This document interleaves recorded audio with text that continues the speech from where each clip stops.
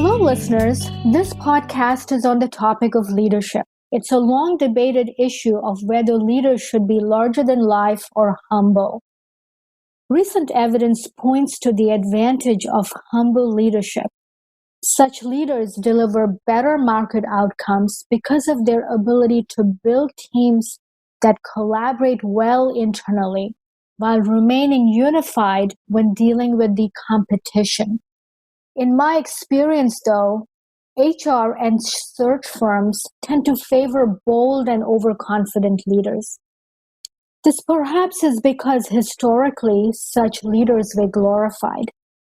In this podcast, you're about to hear from a different kind of leader. Our guest, Mr. Pankaj Dubey, is the managing director and country head of Polaris India. Many of you may be familiar with Polaris Industries, headquartered out of Minneapolis, that makes ATVs, snowmobiles, and electric vehicles. Pankaj and his early life did not make him destined for such a role. In our conversation, he shares his journey that took him from humble beginnings to what many would consider an enviable leadership position. Pankaj shares the guiding principles that have served him well and brought remarkable success. Many of these were music to our ears and seemed plucked from an evidence-based handbook on leadership. He shared stories of setting challenging goals, giving himself deadlines to achieve far-reaching goals, failing many times and coming back stronger using these learnings, and many other such learnings. He also provides guidance on succeeding in the Indian marketplace, which many of our business leaders know to be a very difficult achievement. He's passionate about the role that women play in the workplace and the advantage to society. He ends his conversation with us with some elevating advice for the youth of the world. So continue listening, and I hope that this reshapes your opinion of what great leaders look like and do. Thank you, Shreya. I appreciate you getting me here on this podcast. And greetings and namaste to all the viewers right now. Thank you. Greatly appreciated. For those of you not familiar, Polaris Industries is an American manufacturer of snowmobiles, ATVs, and electric vehicles. They're also the parent company that owns the motorcycle brand Indian. Pankaj heads the India operations for Polaris as well as sits on the board of the joint venture between Eicher Motors and Polaris Industries, as well as heads up that new venture. So, Pankaj, before we get started, I just want to comment that your background is so interesting that anyone listening, either if they're already a leader or looking to be where you're today, have many, many lessons to walk away with. So I'm greatly appreciative of your time, and I'm looking forward to our conversation. Thanks for the kind words that you've spoken, Shreya. I'm sure that we'll try to be interactive today so that it's a learning for many. Absolutely. So let's start from the beginning. Many would like to be where you are today, but few have the background of what it took. So take us through your journey that brought you to now head two organizations in India. Yeah, I had a very humble beginning. I started off from a small town in India called Varanasi, where I was born and brought up. And then I did my education from a city called Allahabad. My father was a very honest officer, so we had a lot of in a government job, and therefore we had a lot of constraints during the childhood. That put a lot of pressure on the family, to manage the household for the month and wait for the next salary for the household to run. Mm-hmm. And that in that environment, when I grew up, the first thing that I did was, as soon as I passed out of my school, I became independent. Like I started coaching students, became a home tutor, and start earning my revenues, so that I can fund all my graduation, post-graduation, which is, I think, a lot happens across the world, but in India, it's not seen great because the parents start saying, I'm still alive. Father says that I'm still alive. Why are you earning? But I overcome all that. from there, I entered into the management degree, and then I did enter the corporate world and had a lot of challenges. But one thing was very clear, that I wanted to make a difference. I always had a big dream that one day I would become big and people will talk and interview me like you are interviewing today. I used to talk about this at the time of being a management student. And I always had prepared a dream with timelines. That's my major learnings of life. Like, when I was a student, I used to say that in 8 to 10 years' time, I would become a sales and marketing head of some leading company. And most of the interviews that I would face, I would be told, it's impossible dream. Don't think that you are realistic. And very few companies offered me. And the final company that offered me, actually, the interviewer who ultimately became my boss, he told me, Pankaj, you are just 8 to 10 years is too little time. I have spent 22 years in the corporate world and I have not become a sales and marketing head. And therefore, if you try to do this in such a short span of time, you would be demotivated after some time and it will not be great for you. So please, your dream is fine, but increase it to maybe say 30 years or something. I responded to him, no, sir, I'm sorry, but I'm not sure why you could not achieve, and I would not like to comment on that, but I am very clear. I am going to achieve that. So this very dream, which is like a stretch dream, a tough dream, and if you put a timeline to it, that is the biggest thing that helped me where I am today. So because you have committed a dream which is to be done in a shorter time that normally people do, you become passionate, you do extra work to ensure that.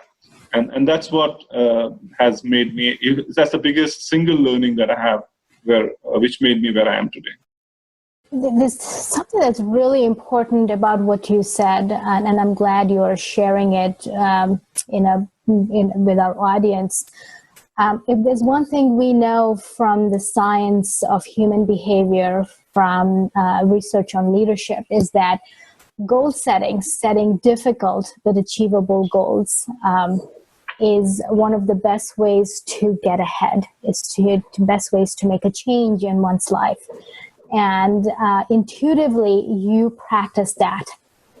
I'm curious, did you always set a goal and did you share it with everybody else of what you wanted to achieve? Yeah, I used to. Even in the college time, I used to share this, that, I will become sales and marketing head at this point of time, and people will come, the magazines will put me on the cover page and all that. And I used to share that with my friends, my relatives. And most of the time I was ridiculed at or just laughed at, oh, he talks big. But I was very clear that I have to do that. I have to make a difference. And so it's been right from when I was 21, 22 years of age. I was very clear of what I am going to do. I was not sure which sector, where I would do, but I knew that I would do something big. So that kept me going in my life. And I've been fortunate, I've been blessed by God to have that kind of a thought process early. And I think this is the single biggest factor for me that helped me. Fabulous. And so glad that it all worked out. But let me ask you a question. I'm sure along the way you've had challenges and obstacles you've had to overcome. And how did you get through that time? Yeah, it's always, the success comes, but to be successful, you do have a lot of challenges that come in from the other competitors that you have in the field. Challenges comes in terms of the goal setting that you have. Mm-hmm. It's tough, so it's like you have to do something different, something unique, so that you be more successful than others. It's always, the biggest learning for my life has been, if you have to be successful, you have to necessarily fail. Because once you fail, you take a learning out of that. The best thing is that when you fail, you just figure out why you failed. What you were supposed to do, which you did not do, and what you were not supposed to do, which you did. And once you figure these two things out, you know that how I can be successful the next time. So the most important thing is optimism, even at the time when you are failing. you are not successful, you have failed miserably in whatever assignment that you have taken. But the learnings out of that failure is the most important thing that you should take. And you should be always optimistic that I will do well, even if I fail now, but I'll do that again. So there has been many challenges in my life where, when I entered in my first profession, my first job, and the head of the department, who was the sales and marketing head, he put me into a department which was a planning department, sales and production planning department. And he said, Pankaj, you have to replace this person in 3 years' time, and you have to replace this person in 6 months, and then you have to replace the head of that department in 3 years' time. And I was a student, I just passed out of my college. So everybody started putting pressure on me. I mean, the person who was retiring in 6 months' time with a 31 and 32 years of experience, and he sees a young chap sitting in front of him. And it was very challenging for those 6 months, because he was seeing me as if he was, this youngster was not there, probably I'll get a couple of years of extension because he's here and he's smart. I will have to forego and I have to retire early. And that was the first challenge of my corporate life. And I did study whatever he's doing, try to rationalize things, do it in a smarter way so that the work that he did for the full day gets done in about an hour or 1.5 hours in the morning. So I did that in about 6-7 months' time when he retired. And then again, another challenge, the head of department, he feels that, I've got 30 years of experience. I've got 8 ranks above this guy. How can he be replacing me? And so he would always put a question mark on me. He knew my capabilities, but he would always see me as a threat. And now there's a challenge that he's your boss, and you are being told that you're replacing him in another 2.5 years' time, and you have to work under him at the same time, learn from him so that you can go to that position. And it had a lot of initial challenges, the peer pressure, the other seniors talking about it. So the environment was such, it was a question mark. How can a management take a decision that a person who is just fresh management graduate replaces a person who is the division manager, like a 30 years senior person? How can he have that? And so in that challenging environment, what I had to do was that I have to double, whatever good things you have to do, you have to be extraordinary over there to be able to prove that the management was right.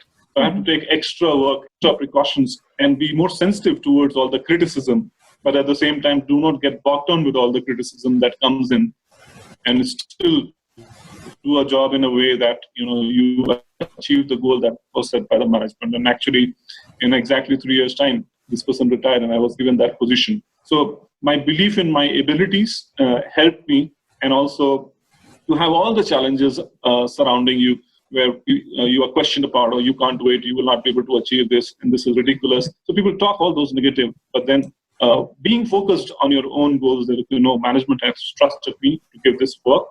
That means that I'm capable, and I know that I'm capable. I have a big dream, so I have to achieve this goal, and I have to ensure that I'm successful in that. And therefore, all these small things which I have learned in my student life, and also learning in a very quick way in the professional field, helped me to achieve that goal. And in 3 years' time, this person retired, and I became the youngest manager to head a department in a big automobile company called Escorts Limited. Yeah. So that was the first big learning and the first big step. When I joined this company, I was told, Pankaj, in this company, the person is assessed for 3 years, and only after consistent performance of 3 years, a person is promoted. So the minimum promotion time is 3 years. And I was fortunate enough, because of this extraordinary work that was given to me, I performed that to perfection. And at the end of the 3 years, I got 3 promotions in one shot. So I was given, this is one promotion letter, this is the second, this is the third promotion letter, and a single shot, which helped me in all the belief that I had that I am capable and I will be able to perform. I will be able to, no matter what challenges come in, but I will overcome all of that to achieve my goal. And that was the first big step that I overcome, which helped me reconfirm the belief that I can do it. Incredible. And to come from where you are, I think in one of your prior interviews, you mentioned that you paid for your own education. You worked all the way through and you paid for your education, and to go from there to having this belief that you can be who you want to be. Not very many people, even set those aspirations for themselves. And I'm curious, who in your life was instrumental in giving you that belief and helping you along the way?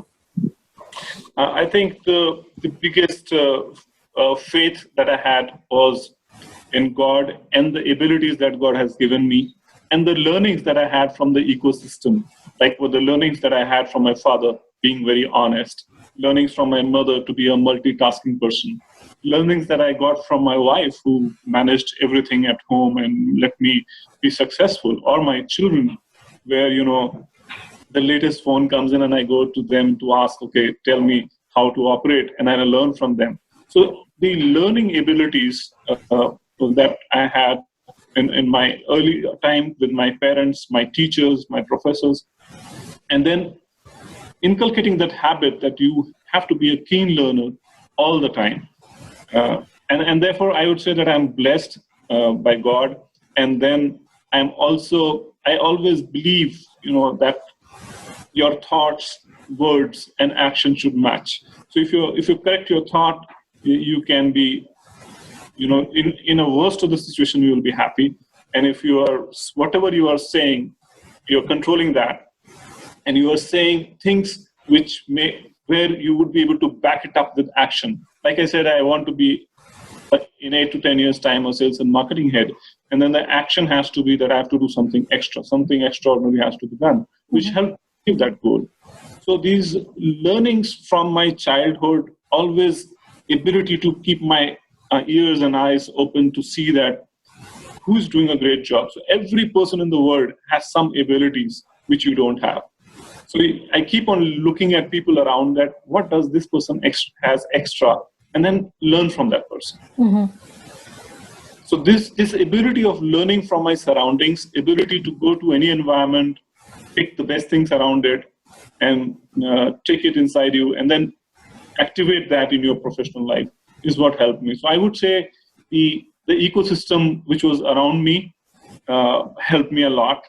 The belief in that this world is a great place. I'm born here, and it's such a beautiful things around.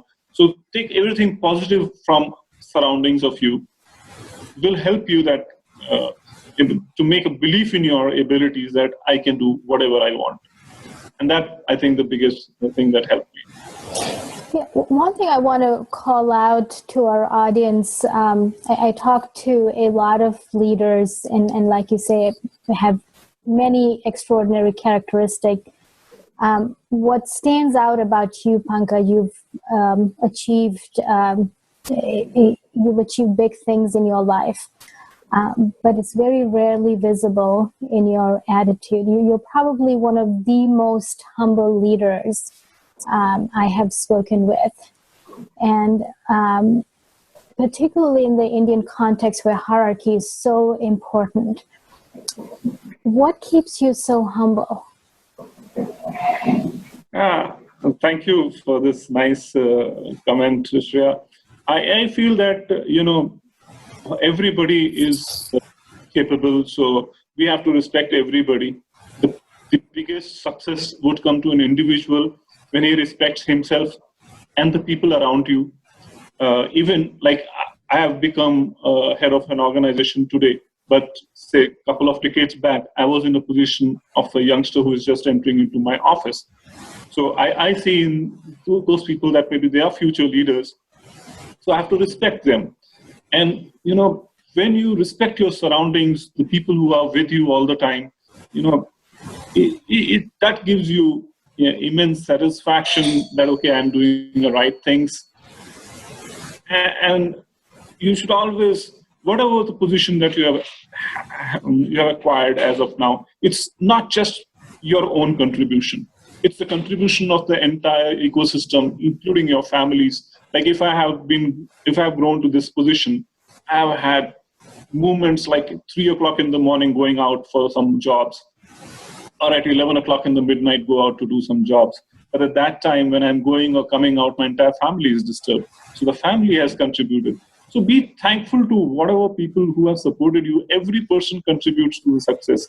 So if I was earning at the age when everybody was dependent on their parents, my parents allowed me to do that. Otherwise, they would have said no, and I would have listened to them. Probably I would not have learned. So it's that the surroundings, whatever you are, it's not just you who have been successful. It is the surrounding which has helped you. Even the office colleagues who contribute today, whatever success of my organization is credited to me. But then it is not just me. It's the marketing person, the sales person, the finance person, the administration person. Everybody does a great job. And that's how. So we have to be thankful to the people around. And I always feel, we are just one human being. The other person is also equally important. And that's what I think I feel all the time. And probably that's the reason that I am maybe humble. I'm glad you shared your side of how you perceive the world. And all the things that you're talking about, I'm just, kind of making a mental note here. And towards the end, for our audience, I'm going to call out, how are the things that you practice in your life, Pankaj, how does that connect to what we know about good leadership? And I can say one thing, that there's many, many great lessons to be learned here. I don't want to interrupt the conversation, so we'll keep going, but I will summarize it in the end. So I want to shift gears a little bit now and talk about leading in the Indian context, particularly in a vibrant, large. So I want to shift gears next and talk about a slightly different topic, which is leading in the Indian context. India is a large, vibrant economy. It's being among the fastest growing. Yet many non-Indian multinationals have struggled to make a profit in India. So since you are in the midst of not just leading a multinational in India, but also a joint venture relationship, can you talk a little bit about what does it take to succeed in the Indian marketplace? Yeah. So first of all, Shreya, India is it's a very diversified country where people in the north say Kashmir and the people in the south say Kerala, or the people in the northeast. They're completely different. Or the heartland of India, which is like Varanasi, where I come from. They are all very different cultures. And it's actually like you have to have a different set of proposition to make, rather than thinking, okay, I've come to India, now I'll give this one strategy and that is going to work across the country. So the biggest thing is that, India has to be understood as a very complex, very diversified market. It's very difficult to understand the psyche of the people, the Indian people. And why? Because, they come from a different background. And there is I have traveled across the world. I haven't seen any country where, the people the way that they behave in India are similar. For example, like if I say that in India, if I'm doing anything, most of the time, it's because of religious and astrological reasons. Even if they don't accept, they won't accept that, okay, no, I don't believe in astrology, or I don't believe in the religion. But in India, the actual reality is they all do so. Mm-hmm. It's very simple, and it's very difficult to understand that why would anybody do that? But if you go, say, multinationals like McDonald's, Kentucky Fried Chicken, they came to the country and they have adapted so well that they understood what is required in India, what they need, what the Indian people need, and they have made the change. So many times, people, my friends, Indian friends who come from US, they come and say, oh, please take me to the McDonald's. I said, why are you coming from US? Why do you want to go to an Indian McDonald's? No, Indian McDonald's is great. Why? Because in the US, I don't go to McDonald's, but in India, I want to go. Why? Because the McDonald's had understood the psychology, and they have created the products, these services, which is very, very Indian. So there are so many companies who have come to India. They have learned these things, and they have changed. And there are many companies who try to get that universal success that, okay, I've succeeded in 5 countries when I went there, and now I'm going to India and I'll use the same principles to be successful. And they are not, because the Indian perspective is different. So a person, in India, people don't buy cars on a Saturday. You ask a person that what percentage of the population in India is non-vegetarian, probably 55, 60%. But on a Tuesday, it changes to maybe only 20 or 30% are non-vegetarian, because everybody on a Tuesday is eating vegetarian food. Why? Now that's because each day is associated in India with a particular day, is associated with a planet. Like a Monday is associated with Moon, Tuesday is associated with Mars, Wednesday is associated with Mercury, Thursday with Jupiter, Friday with Venus, and Saturday with Saturn, and Sunday with Sun. So these are Indian astrology, and therefore it's believed that if you eat on a Tuesday a non-veg, it is not good for you, and God will not be happy with you. And therefore the percentage drops tremendously on a Tuesday. Now these things is very difficult for a person who is coming from outside, who doesn't understand the Indian religion, Indian way of thinking, and they come and try to copy-paste the success stories everywhere else, and many times they are not able to do so. So the biggest learning that I feel for any company who have entered or who want to enter into India and make profits, number one, you have to be patient. You won't get success because there are a large number of customers, but you won't get success immediately. You will have to be patient. I've seen companies who struggled for 5 years, 10 years to make profits, but when they have succeeded, there's nothing like success for them. It's greatly successful. But what are necessary ingredients required is that you have to understand this market. And it's very difficult for anybody who is not grown in this environment to come and devise strategies and formulas. So therefore, you should find a good Indian leader to head your organization who is intelligent enough, who understand your business, at the same time you understand India. So those companies who have been able to find such leader, they are successful. And the companies which have been struggled to find a leader every 2-3 years you change, like many of the companies, they put an expat to the country, and the expat comes here for 3 years. Now, 3 years is too less a time to understand a diversified country like India. And therefore, they keep on coming and going back. And if that person is the decision maker in the country, these sort of companies have struggled in India. So you can have expats who come, who assist a leader in India who's static and who's good. I have seen that companies who have adapted to a local good leader and they have worked in to support him to make the company successful are more successful.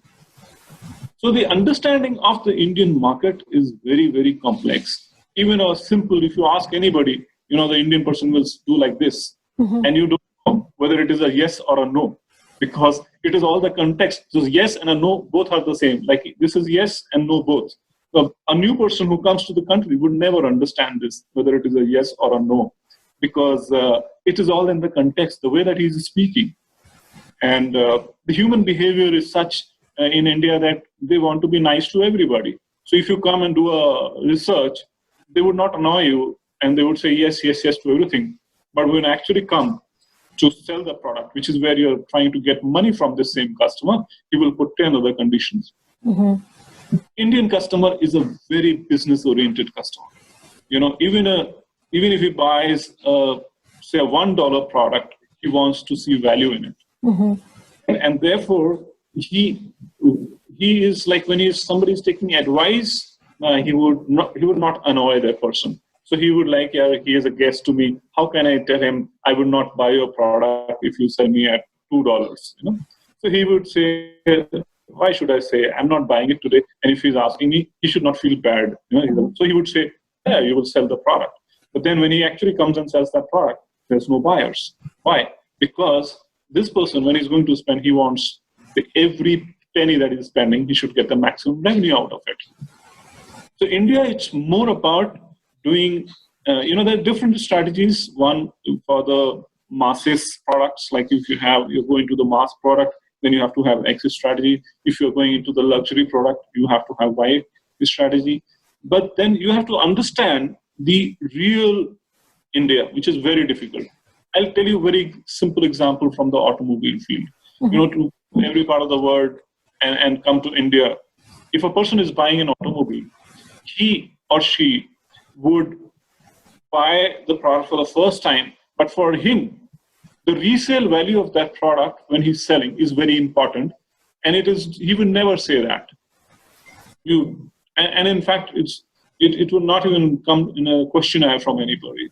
But the resale value is the most important thing, which is like the top 3 things that he would keep in his head when he's buying the product again. So if I go and buy, I will ask the other person what price you bought, what price you sold, how is the product great or not great.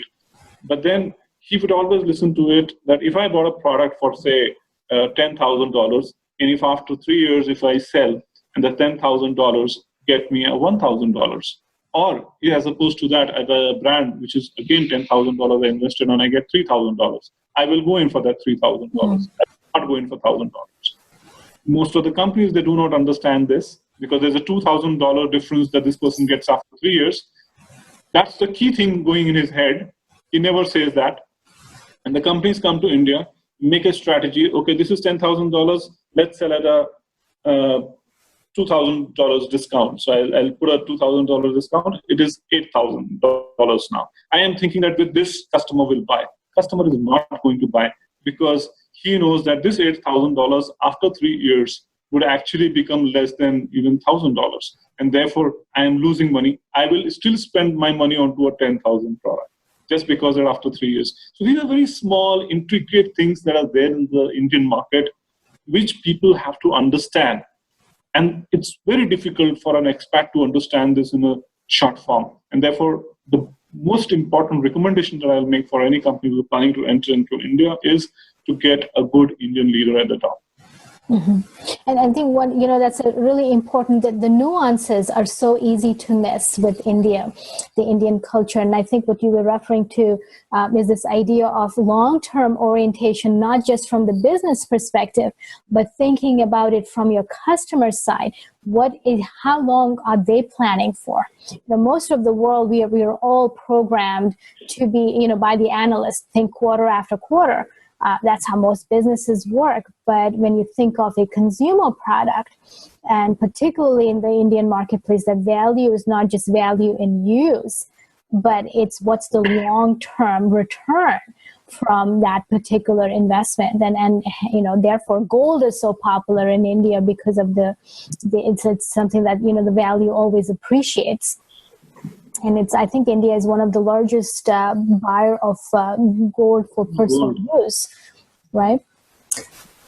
So, this and all of this is fascinating, and I'm sure we could do a whole session on just understanding the Indian consumer mindset, which is so different. And frankly speaking, pretty much every large multinational has struggled at some point to turn a profit. And if my recollection is right, McDonald's took 17 years to make a profit in India. So getting it right is really key. You're listening to the Exponential podcast on leadership. Our guest today is Mr. Pankaj Dubey, Managing Director of Polaris India. There's another side to the Indian business, which is pretty much every large organization in the world has a presence in India. And they may not necessarily be selling into the Indian consumer, but they're getting work done for wherever else they do business in the world. And you are part of that kind of a relationship as well.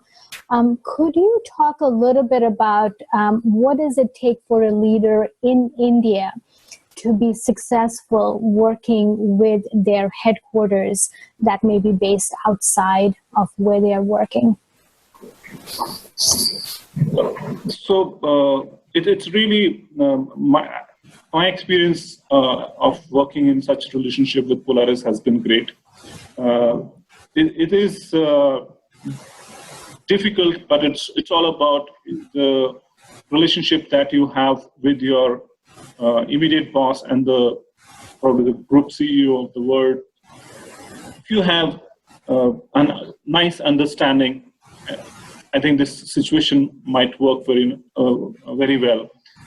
But the culture thing, there are many aspects of it that both sides have to understand.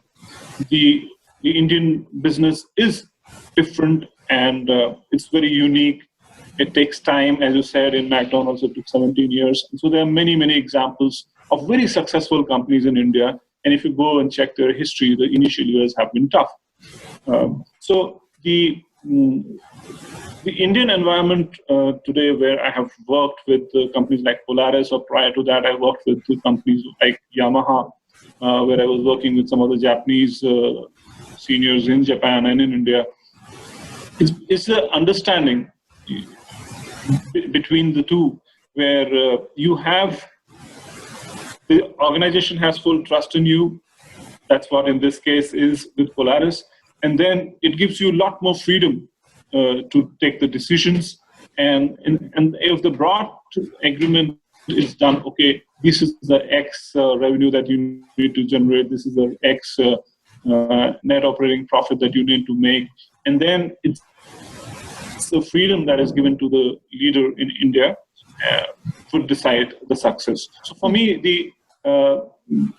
the understanding each other is very important. And once you have that broad understanding and you are having a paper where everything is written very clearly that what you need to do at an annual level and on a quarter-to-quarter basis, it becomes a lot easier to do business in India. And for the companies who are investing into the country, this is the best mode where they have somebody locally doing good, and you have a relationship where you have the broad parameters fixed between the two. And then you execute that in the country to perfection, understanding the Indian market, what is Indian market, and what kind of inputs it is required. Very helpful. Thank you. I'm going to also switch gears again now and talk about a slightly different topic. Most CEOs, spend their weekends using actually one of the products that Polaris creates, which is the golf cart. So they're out in the golf course enjoying their weekend for the most part. You spend your weekends in a different way. Talk to us a little bit about what that is and why. Yeah, so most of my weekends I spend with the youth of the country. I go to colleges where I make them aware about my brand, about my brands like Indian Motorcycle and Polaris. But at the same time, I share the success story that I have experienced and all the mechanism that made the success in India. I share with the youth, and I feel very empowered when I shared these experiences of mine, which is a treasure for the students who hear this. And then, there is a person standing in front of them where they can ask questions, whatever inquisitiveness they have. And I relate it to my childhood when I was a student, what I used to think, how would I be, what I have to do. So I am open and available to answer these queries of the youth. And that gives me immense satisfaction and happiness. And therefore, I prefer doing this activity most of my weekends. Apart from the work that I do, get fun riding Indian motorcycle on some weekend activity, or also on Polaris RZRs. But other than this, all the time, I feel very happy when I share with the youth of the country. And in fact, I have had the privilege of addressing to youth across the world, because many companies from US and Europe have been coming to India and coming to me to ask for some insights about the Indian market. And then I necessarily share with them my own set of success mantras or rules, which I share with them, and it has been very well appreciated. So this is what I feel, I have personally received a lot from the world. I feel very happy and accomplished. But I now feel that there is a time to give back to the society, to the people at large. And therefore, I go and talk to everyone who is aspiring to be big. And I feel that I'll be very happy if I convert few of them through my weekend classes. And that would be giving me immense happiness. How lucky for the students who get to listen to you, and particularly in a country like India, which at the average age of the population is 25. There's a lot of people who are looking to go places and looking for advice. So I'm sure this is a tremendous service for the country. There's something else that you talk about a lot, which is the status of women in the workplace. Why do you believe this is important for organizations in India and outside India?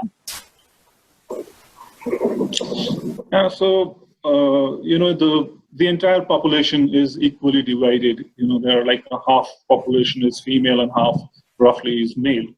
But when I see the corporate world, especially in some of the economies, the ratio is very few for females and very high for males.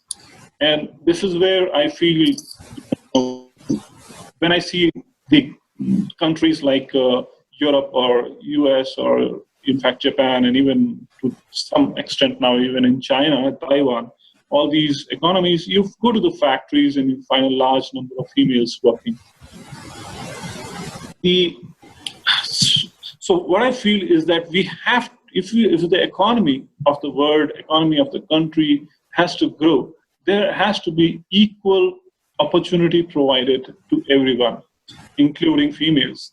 And somehow, because of the multitasking capabilities of the females, the empowering human being that they are, the empathetic human being that they are, most of the economy, what we hear is that females cannot do this job, cannot do that job, and they are restricted. Whereas my experience has been different.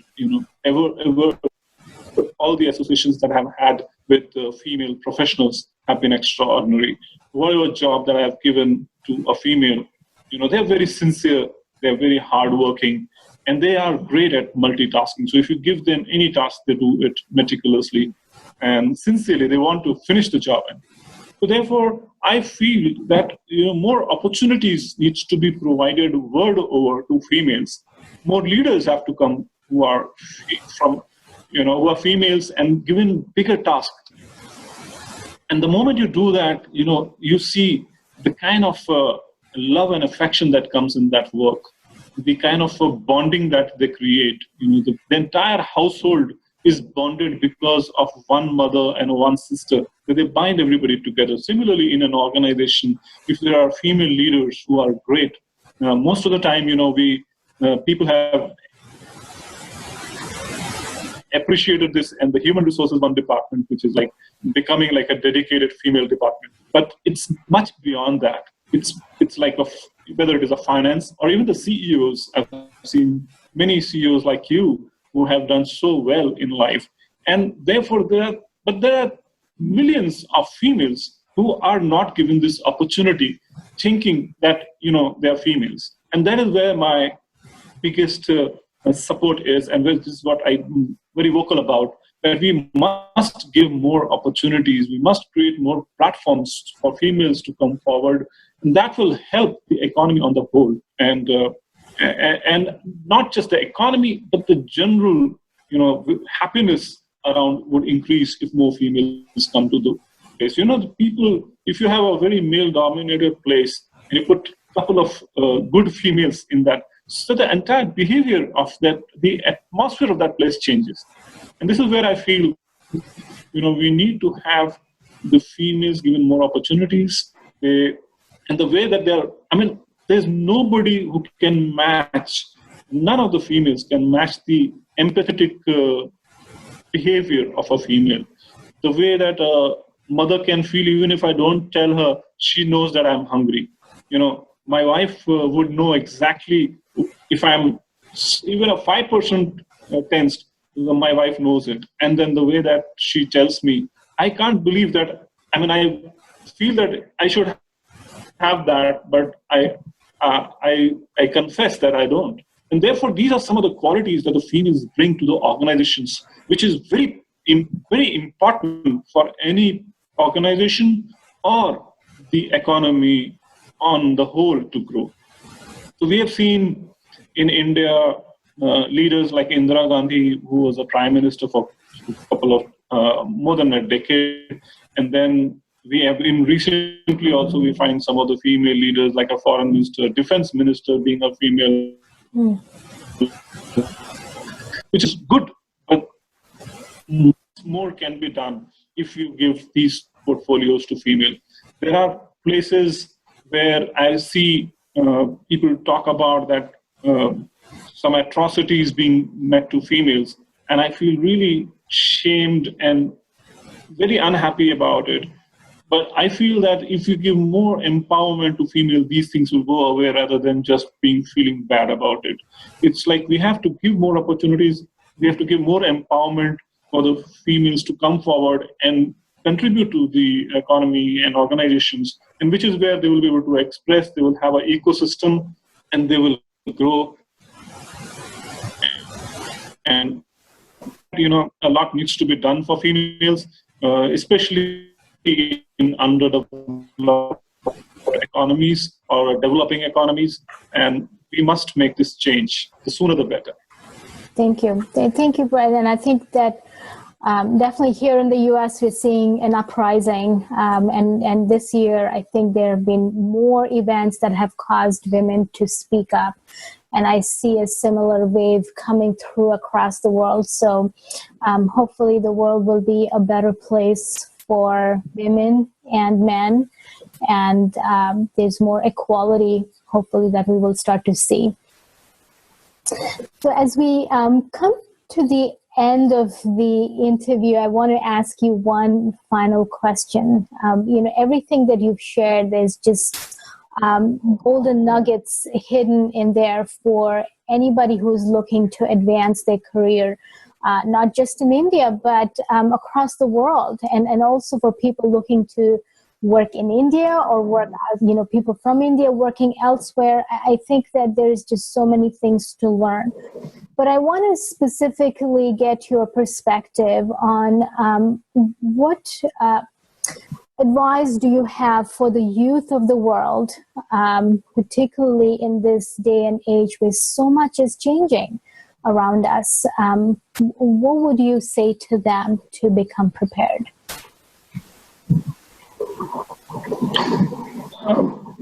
It's a time where there's so many things which are changing. Some new technologies are coming in, which is scaring people, like artificial intelligence will make all jobs redundant and so on and so forth. So there are a lot of things which are going on, but I would say that please don't give up hope. This has been the situation for centuries, and it's where people have been talking that the new technology will come and this will change, will happen. We have to adapt to the new technology. So change is always there. Change is the only constant. So if the things are changing, you need to be hopeful, and when it's going to help you, you have to find a way. So for me, there are a few things, at least one statement I would like to share. When a person fails or when the person is not getting the opportunity, I feel that, I coined a statement called "No is never final." That you get to hear a no, like a no jobs. For me, no is never final. If there's no jobs. Sorry, Pankaj, let me just repeat what you just said. We have a little bit of disturbance in the transmission. So you said no is never final. Is that what you said? All right, go ahead. And I think that's right. I said really important statement. Yeah, go ahead. So what happens is that, when a person is encountered with a situation, most of the time, when they're trying to do something big, we hear no, it's not possible.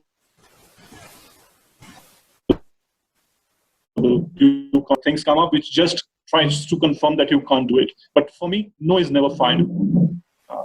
So if you hear a no, my learnings have been that you just ask the question, why no, why it cannot be done. And you ask many times why, and you will figure out how to do it, how to convert a no to a yes. For me, I've learned this and applied this in many of my life situations, including when I proposed to my wife. She said no, and how do I convert that no to a yes is itself a story. So similarly, when a situation like this happens where there are artificial intelligence coming up and people say that there'll be no jobs, we'll all be jobless, we don't have anything. But we should not lose hope. Even if the artificial intelligence come, it's been created by the human beings, and therefore you will find some alternative things which is much better for all of us. Our life will become better. You should never lose hope. You should always be thinking that, let this come.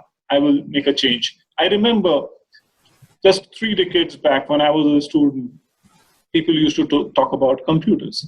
The computers are coming in India, this will make the jobs less, or it becomes so difficult to work because now the technology is changing. Earlier, you used to work on a pen on a piece of paper. It was so easy. Now you have to learn a new technology. And there were a lot of people who would not, even I remember bosses who would not read the mails. They would just say that, give me the printout.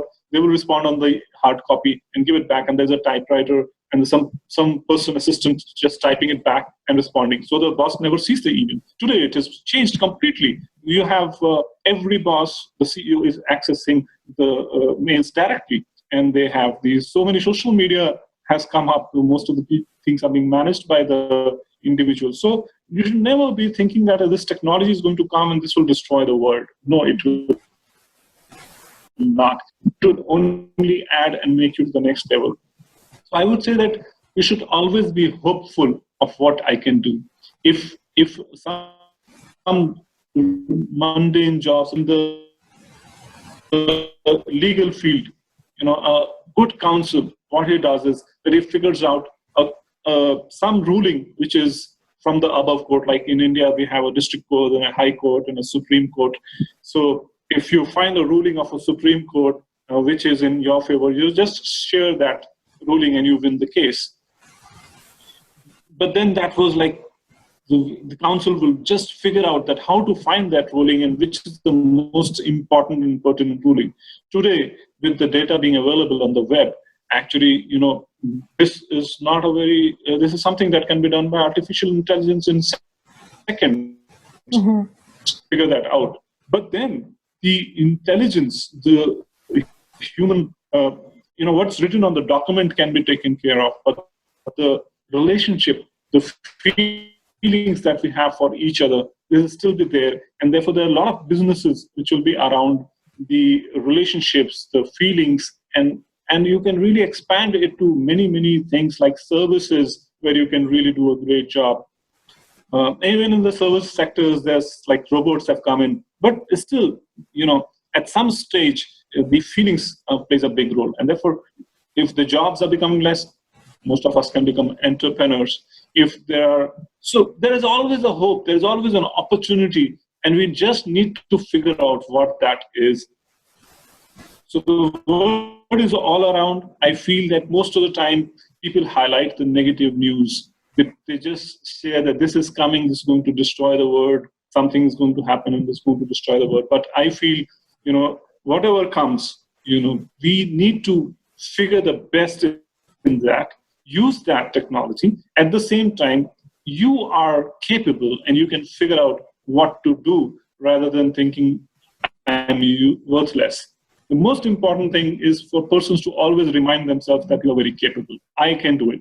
If you have that approach, no matter what technology comes, no matter what happens, you will always find the way.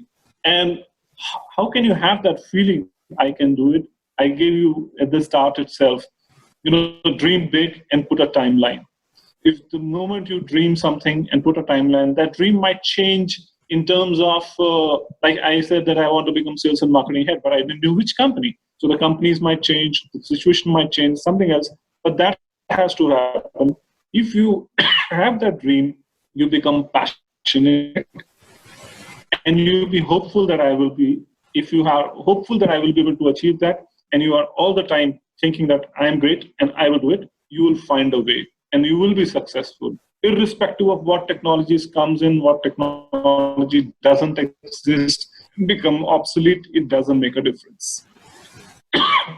Well, so powerful, Pankaj. If I may summarize the key lessons that we learned from our talk today: dream big, stay positive, learn from your failures, be humble, respect others, and so much more. So if I could go back and look at the research, these are all things that show up.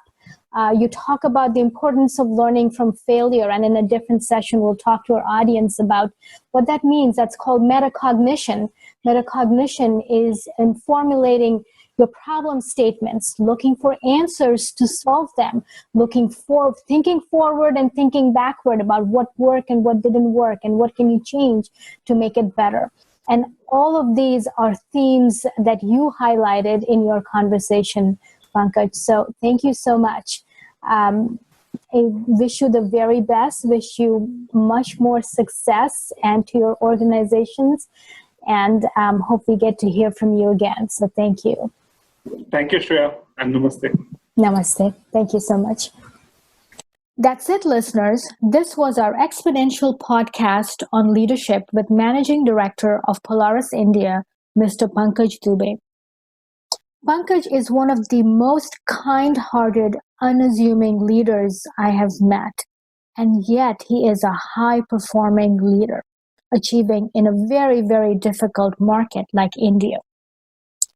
Hope you found his story to be as inspiring and uplifting as I did. If you have been told that bold and brash leadership is the way to go, and that's not who you are, hope you find meaning and purpose in this new type of leadership and look to Pankaj as a role model. Again, if you enjoyed this podcast, don't forget to subscribe and join us again for another great podcast on exponential talent. Until